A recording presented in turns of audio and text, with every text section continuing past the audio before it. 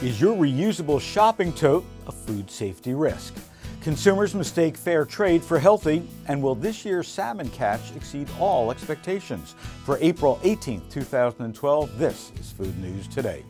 Good morning. Food News Today is sponsored by ConAgra Foods, who shares with me the desire to provide the most current, interesting, and unbiased food news. Several cities and stores around the globe have started charging for plastic shopping bags at the grocery store. Many counties here in California have banned retailers from handing out free single-use plastic bags. Instead, they're available for purchase or not at all. So now the focus is on reusable totes, but with some hesitation, or should I say caution. A study sponsored by the Environmental and Plastics Industry Council, of course, reported some not-so-friendly finds. The moist, dark, warm interior of reusable totes that have acquired water and trace food contamination are an ideal incubator for bacteria. The study also concludes that coliforms, intestinal E. coli causing bacteria, were found in several reusable bags and therefore raises similar but more rare salmonella concerns.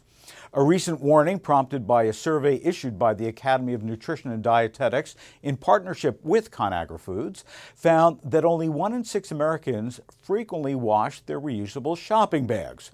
The combination of crumbs, condensation from cold or frozen foods, and possible leaks from raw meat, poultry, or fish is not uncommon in our grocery bags. And with reusable totes, this foodstuff should not be ignored.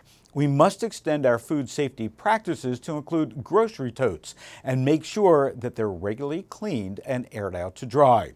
It's also important to replace or machine wash, if possible, reusable totes when they look as if they have passed their expiration date.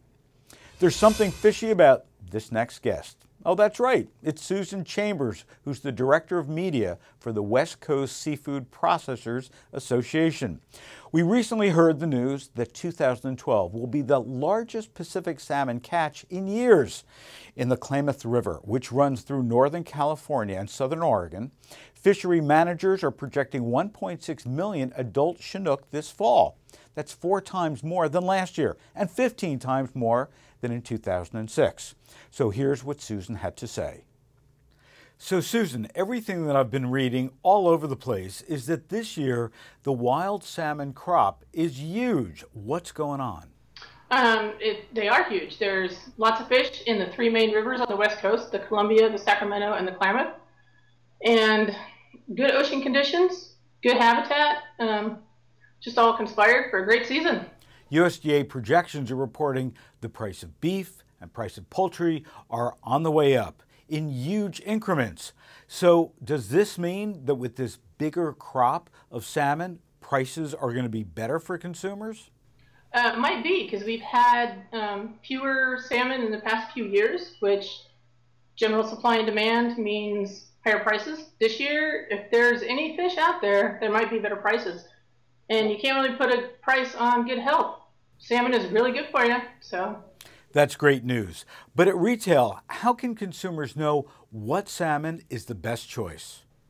If you look at the label and it says wild Chinook, and if it's from Washington, Oregon, or California, can't really go wrong with that. It's caught sustainably and according to all U.S. laws.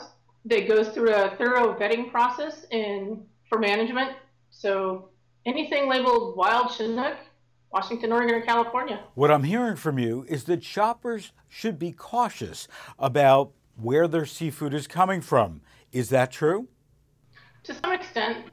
There have been some studies and some research where products have been mislabeled, but generally you go to your supermarket or the local grocery counter or the local seafood market and you're going to get locally caught wild salmon. The illusion of healthy drives consumers to eat more, buy more, and therefore spend more, not to mention gain weight more.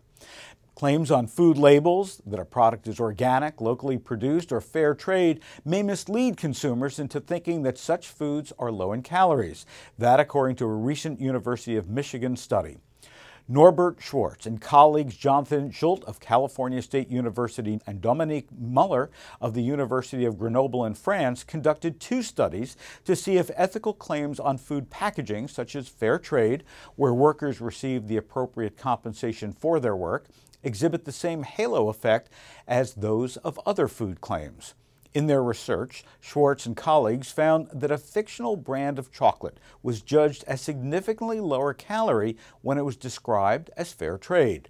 Both studies reveal that not only was fair trade perceived as lower calorie, but that the effect is not restricted to the fair trade advertising claim. Among those participants with strong ethical food values, the product was also judged lower calorie when a company is described as treating its workers ethically as compared to unethically.